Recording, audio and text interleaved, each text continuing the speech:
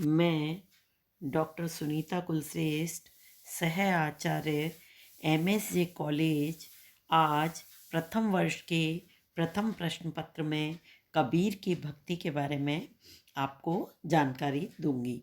कबीर की भक्ति के बारे में जो मैंने वीडियो बना रही हूँ उसमें 2 भागों में विभक्त करना उचित है, क्योंकि कबीर की भक्ति जो है वह यदि हम देखें तो कबीर हिंदी साहित्य के इतिहास में पहले व्यक्ति हैं जिन्हें भक्त के रूप में पूर्ण प्रतिष्ठा प्राप्त हुई है। आज मैं आपको भाग 1 में कबीर की भक्ति के बिंदु बता रही हूँ। कबीर की भक्ति बताने से पूर्व कबीर के बारे में जानकारी बहुत आवश्यक है, और कबीर का परिचय मैं जैसा बताऊं आपको कि कबीर जन्म और निधन दोनों के बारे में विवादास्पद मत हैं। कबीर के जन्म के बारे में उनकी तिथि पर्याप्त विवाद के विषय है।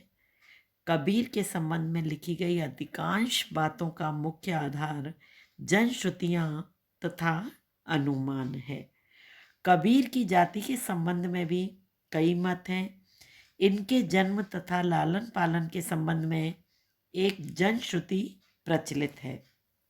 कहा जाता है कि ये एक काशी के एक ब्राह्मण की विधवा कन्या के रूप में जन्मे थे, किंतु विधवा ब्राह्मणी ने लोक लाज के भय के कारण इस बालक को लहर तारा तालाब के किनारे छोड़ दिया था, और वहाँ पर एक जुलाहा दंपत्ति ने उन्हें देखा और वह निसंतान थे, और वह इस बालक को अपने घर ले गए थे।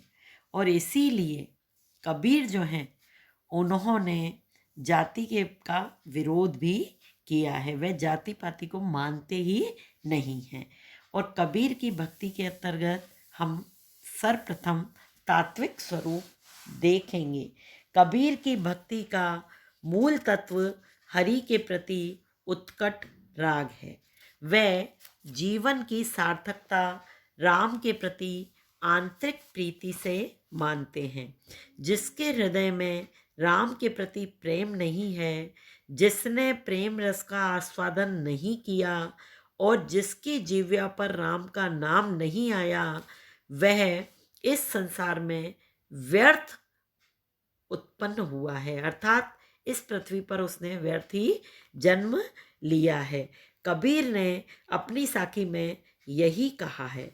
कबीर जी घटी प्रीत न प्रेम रस, फुनि रस ना नहीं राम, तेनर आई संसार में उपजी खये बेकाम।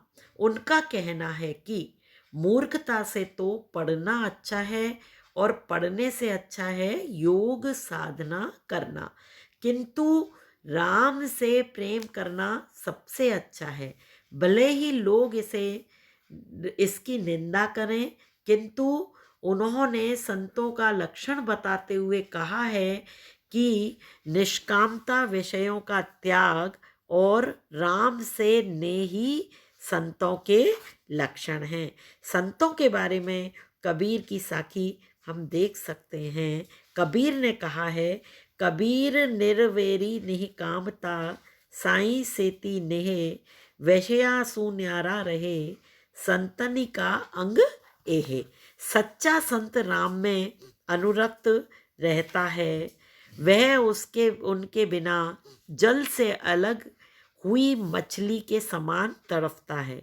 उसे न तो नींद आती है, ना ही कुछ और अच्छा लगता है। जो राम में अनुरक्त नहीं है वह सुख से सोता है। यानी उन्होंने, कबीर ने कहा है कि कबीर अणता सुखी सोवना, रते नींद न आई, ज्यों जल छूटे मछली, यूं बेलंत बिहाई। उसे नींद नहीं आती है। उनका निश्चित मत है कि जिस प्रकार हमारा मन माया में रमता है, वैसे ही यदि राम में रमता है तो हम लोग सांसारिक जो भौतिक लगाव में फंसे हुए हैं, इस भौतिक जगत को छोड़ करके हम हरि के यहाँ निवास करते हैं, वहाँ पहुँच जाते हैं। और अब हम देखेंगे प्रेम भक्ति या भाव भक्ति। उत्कट राग या प्रेम केंद्र होने के कारण ही कबीर ने अपनी भक्ति को प्रेम भक्ति कहा है। उनका कहना है कि सामान्यतः संसार में एक युक्ति से ही पदार्थ की प्राप्ति होती है।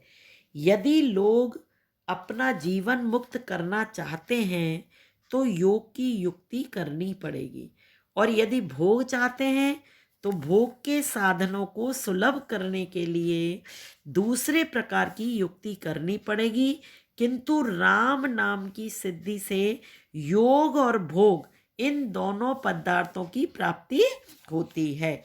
जिस प्रकार चंद्रमा से टपकने वाली अमृत की बूंदों के हमारे मुख में पड़ने पर हमें अलौकिक आनंद की अनुभूति होती है, उसी प्रकार राम नाम के सिद्धि योग से घटित होने वाली प्रेम भक्ति हमें अमृत के आस्वाद का अलौकिक आनंद प्रदान करती है। कबीर ने कहा है, एक जुगति एक मिले कीवा जोग की भोग, एन दोनों फल पाइए राम नाम सिद्धि जोग। प्रेम भगति ऐसी कीजिए मुख अमृत बरसे चंद, आप ही आप विचारिए अब केता होई आनंद।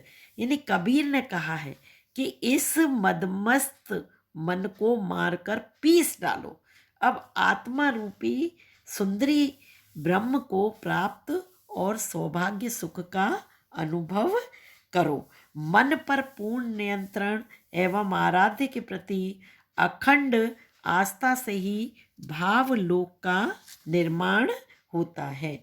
मन की सच्ची भावना ही भक्ति के सारे बाह्य आचारों में अलग करके एक आंतरिक या मानसिक स्वरूप प्रदान करती है। और अब हम देखेंगे नारदी भक्ति। कबीर की ये प्रेम भक्ति या भाव भक्ति ही नारदी भक्ति है। भक्ति के आचार्यों में नारद प्रसिद्ध हैं। नारद के अनुसार भक्ति ईश्वर में परम प्रेम स्वरूप है, इसलिए समस्त कर्मों और आचारों को ईश्वर के प्रति अर्पित कर देना और उसके विस्मरण की स्थिति में अत्यंत व्याकुलता का अनुभव करना ही भक्ति का लक्षण है।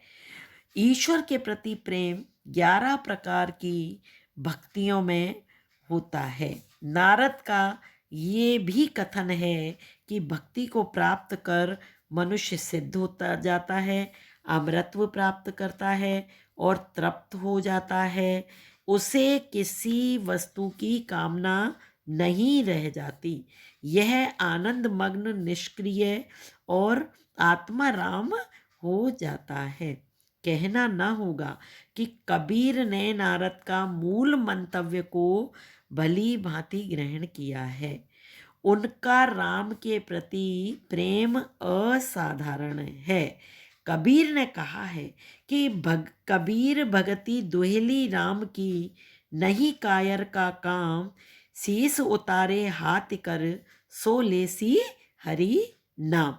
वे उनके विरह में जल से निकली हुई मछली के समान तड़पते हैं। राम की भक्ति पाकर वे सब कुछ पा गए हैं, आत्मा राम हो गए हैं।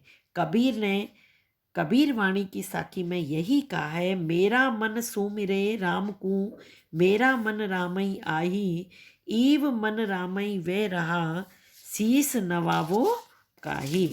यानी कबीर की जो भक्ति है वो नारदी भक्ति है। और हम ये देखेंगे कि देखा जाए तो कबीर की भक्ति में कितनी सच्चाई है। रामानंद से कबीर ने राम के प्रति प्रेम का बीज भावी ग्रहण किया है। अतः कबीर की भक्ति का विश्लेषण करते हुए उन्हें वैष्णव परंपरा से प्रभावित या नारदी भक्ति में मग्न स्वामी रामानंद से प्रेरित मानने का एक ही अर्थ है। भक्ति साधना के क्रम में उन्होंने इन सभी के मूल संस्कारों को अपने व्यक्तित्व का अंग बना लिया है। अब हम शेष बिंदु जो हैं वो अगले वीडियो में देखेंगे, यानी भाग 2 में इसके शेष बिंदुओं पर हम चर्चा